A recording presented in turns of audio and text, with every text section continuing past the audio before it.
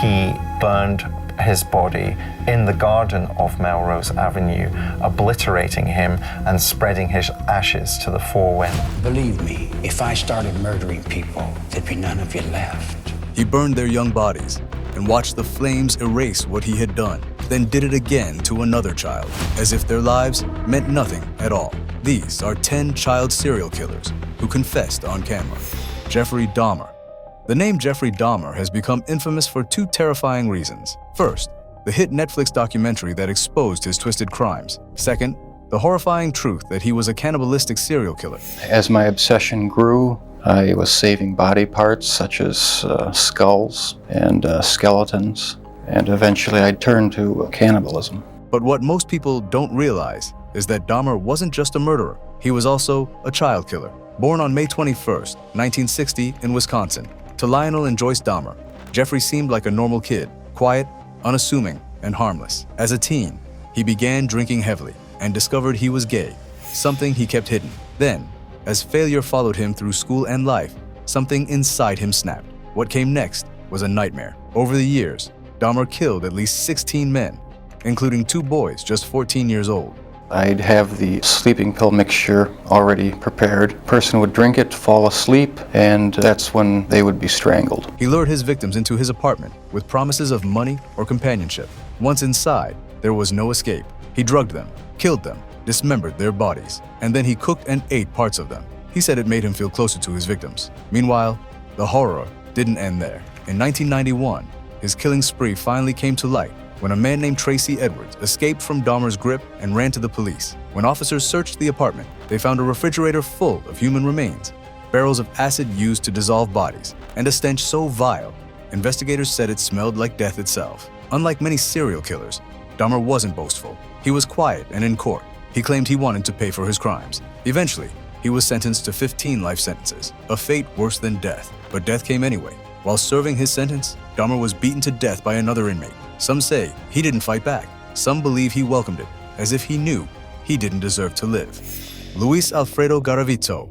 In the streets of Colombia, during the 1980s and 1990s, children, especially those from poor neighborhoods, began to vanish. It happened so often that it almost became part of daily life. Fear kept parents silent. The fear of drug lords, criminals, and even police, who were supposed to protect them. As Colombia was torn apart by decades of violence and conflict, the disappearances were swallowed by the chaos, but silence has its limits. In November 1997, a mass grave was discovered in Pereira. Inside were the bodies of 36 children. That horrifying discovery forced the authorities to act. The investigation was relentless, and on April 22, 1999, they finally arrested a man whose name would haunt Colombia forever. Luis Alfredo Garavito Cubillos. Between 1992 and 1999, Garavito murdered more than 200 children. Most were between the ages of 8 and 13, though some were even younger or older. He hunted during the day, preying on vulnerable children in crowded cities. He offered them small jobs, money, or drugs, something that seemed safe, something that seemed real. Then he led them away to fields choked with tall grass, hidden from the world. What happened next was pure horror. He tied them up, tortured them, raped them. Then he killed them, usually by slashing the side of their necks or cutting off their heads. However, Garavito committed these crimes while drunk, and his mask of humanity slipped completely.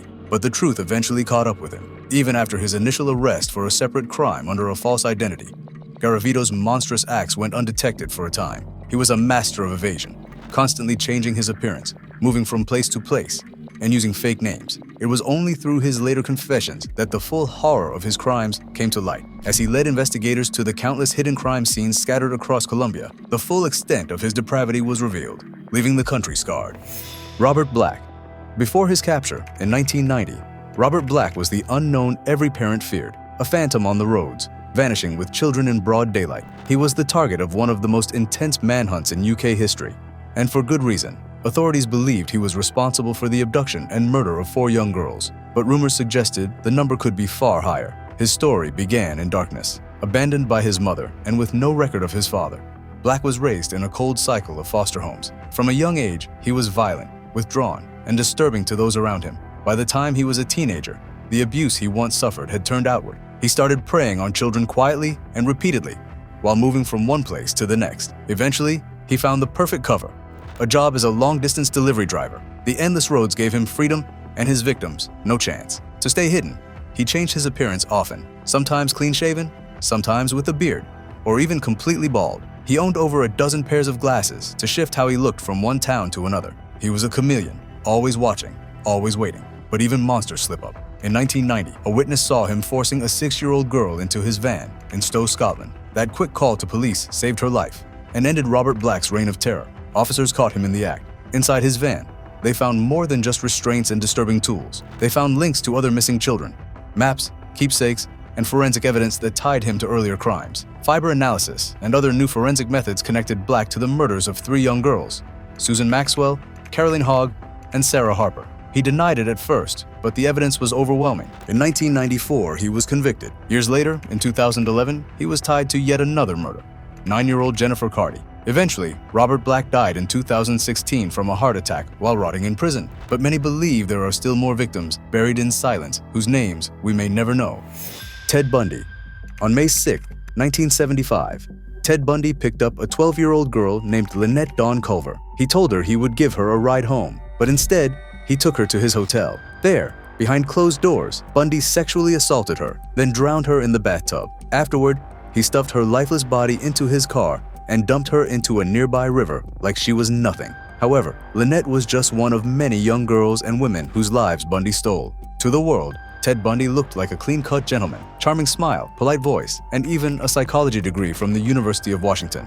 But underneath was a child serial killer with a hunger for control, pain, and death. Bundy's trail of terror began in 1974. His victims were often young, trusting women, or even minors who thought they were safe in his presence. They were wrong. Bundy hunted them from state to state, always on the move, always watching. He would spot someone he found attractive, offer them a ride, then strike. Once inside the car, he would knock them unconscious, sexually assault them, and strangle them to death. When he was done, he would dump their bodies like trash and vanish into the night.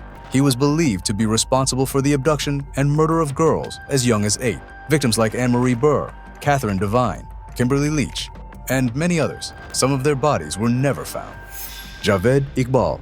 The story of Iqbal begins on October 8, 1956, in the bustling city of Lahore, Pakistan, where he was born. Though he was the son of a wealthy businessman, his life eventually turned into a nightmare. What seemed like a normal childhood masked a growing darkness. No one could have predicted that Javed would become one of the most horrifying child serial killers in Pakistan's history.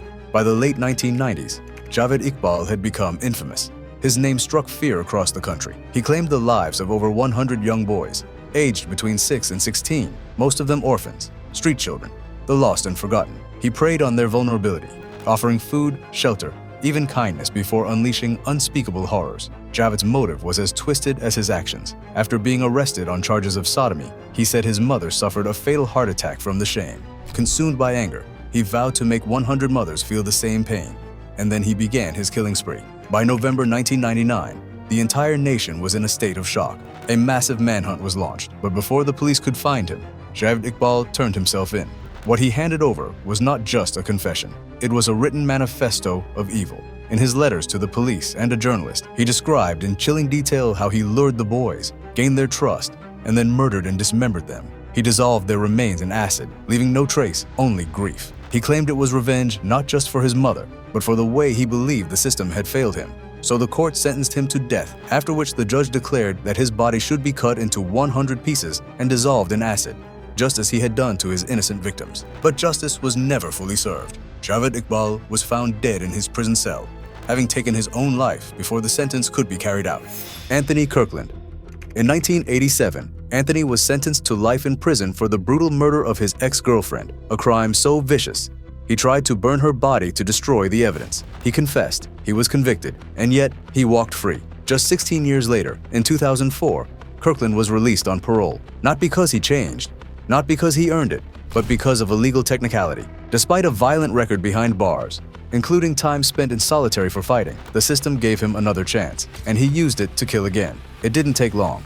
Within 2 years of his release, Kirkland returned to his old monstrous ways, preying on the vulnerable and covering his tracks with fire, just like before. Between 2006 and 2009, he murdered 4 more victims. 2 of them were teenage girls. His final victim, 13-year-old Esme Kenny, never made it home. Kirkland was caught not far from where Esme's body was found, her belongings still in his possession. This time, there was no denying it. He pleaded guilty, but perhaps he thought he would get away with another life sentence, something he could fight, appeal, delay. He was wrong. In 2010, his trial began. The jury didn't need long to see through him.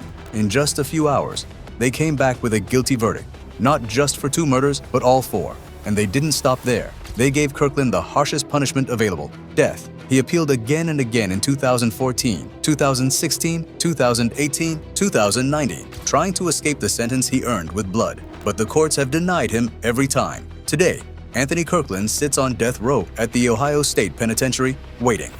Ian Brady and Myra Hindley.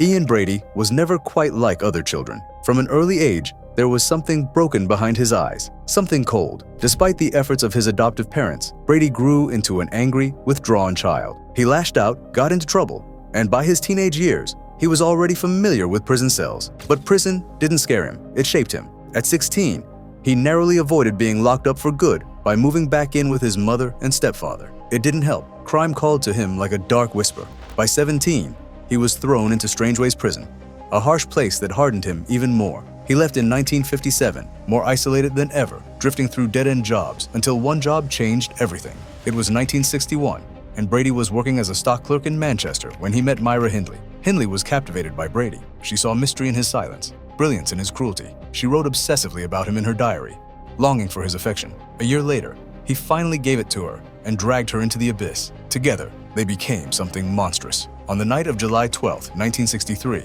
they claimed their first victim. 16-year-old Pauline Reed was walking to a local dance when Hindley offered her a ride. Waiting at the end of that drive was Ian Brady. Pauline was raped, stabbed, and buried on the bleak moorland outside Manchester. It didn't stop there. 4 months later, on November 23, 1963, 12-year-old John Kilbride vanished from a local market. He was never seen again. Then, on June 16, 1964, another boy, 12-year-old Keith Bennett, disappeared on his way to his grandmother's. No one knew that Hindley had lured him into her car with a smile and a lie. She drove him to Saddleworth Moor, where Brady was waiting. Keith was raped, strangled, and buried near a quiet stream. His body has never been found. The killings continued, each one more brutal than the previous, but Brady's madness would eventually catch up with him. On October 6, 1965, a witness finally saw what others only feared.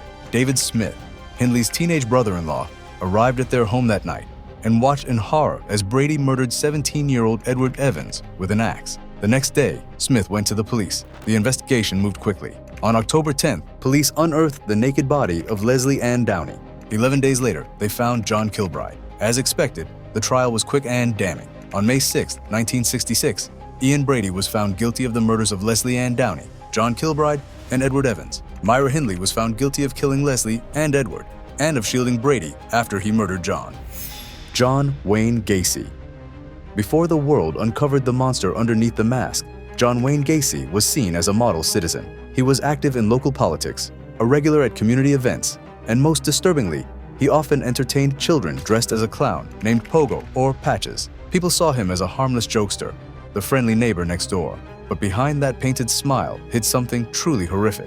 Between 1972 and 1978, Gacy unleashed a nightmare, taking the lives of 33 young men and boys. His killing spree stretched over 5 years, and all the while, he blended into society like nothing was wrong. But the darkness began long before then. In the 1960s, he was charged with the indecent assault of a minor. Yet thanks to his reputation, he managed to slip through the cracks. Even when he assaulted the son of a political rival, his community defended him, blindly refusing to believe the growing evidence. After serving a shockingly short sentence, Gacy relocated, and that's when Pogo the Clown truly came to life. He wasn't paid for his appearances. He simply enjoyed being around children, or so he claimed. What no one realized was that Gacy used his clown persona, and even a fake sheriff disguise, to lure victims, teenage boys and young men, into his home in the dead of night. He tortured them, murdered them, and buried their bodies beneath his house in the crawl space that would later become a graveyard of horrors. Meanwhile, he was about to get away with it all, if not for one mistake. His final victim, Robert Piest, was seen with Gacy shortly before disappearing. This time, there were witnesses. Police searched Gacy's home, and what they found was beyond comprehension. Bodies, torture tools, and undeniable proof of his guilt. On the last day of his freedom, Gacy seemed to know it was over. He spent the day saying goodbye to friends and family, confessing to his lawyer that he had killed about 30 people. He even considered ending his own life before finally being arrested. The confessions he gave were so disturbing, authorities kept the tapes hidden from the public for decades. Dennis Nilsen. Dennis Nilsen, known by some on social media as the British Jeffrey Dahmer, was born in Scotland on December 23, 1945. But he earned his place in history not for his name, but for the nightmares he left behind in London. Dennis wasn't just a serial killer. He was a predator driven by obsession, loneliness, and unspeakable urges. His twisted story began in 1974 when he invited a 14-year-old boy into his flat for drinks. They both fell asleep, but when Nilsen woke up, something in him snapped. He didn't want the boy to leave, so he made sure he never did by killing him. From that moment on, Nilsen lured teenage boys and young men into his home, where he would murder them and then perform horrific acts. He would bathe their bodies, sleep beside their corpses, and even sit on the couch watching television with them as if they were still alive. Sometimes he would touch them. Other times, he would just lie silently in the dark, letting their silence comfort him. After the killings, Nilsen stored the bodies under the floorboards of his apartment. When the smell grew too strong or the loneliness too heavy, he would dig them back up, holding, touching, even sleeping beside their rotting remains. His apartment became a tomb, and he was its only living resident. In 1981, Nilsen moved to a new flat. But before he left, he exhumed the bodies hidden under his floor, carried them out to the woods, and set them on fire. To cover the stench of burning flesh, he tossed tires into the flames. But in his new home, there were no floorboards to hide the dead. So he adapted, dismembering his victims and stuffing their body parts into plastic bags. Those that didn't fit, he flushed. Over time, the drains clogged. Neighbors complained of the foul smell creeping through the building. When a plumber was sent to investigate, what they found wasn't grease or grime. It was human flesh and bone, jammed into the pipes. The police followed the trail straight to Nilsen's apartment, where they uncovered the full horror. He confessed in detail to the murders of at least 12 boys and young men, though the real number may never be known.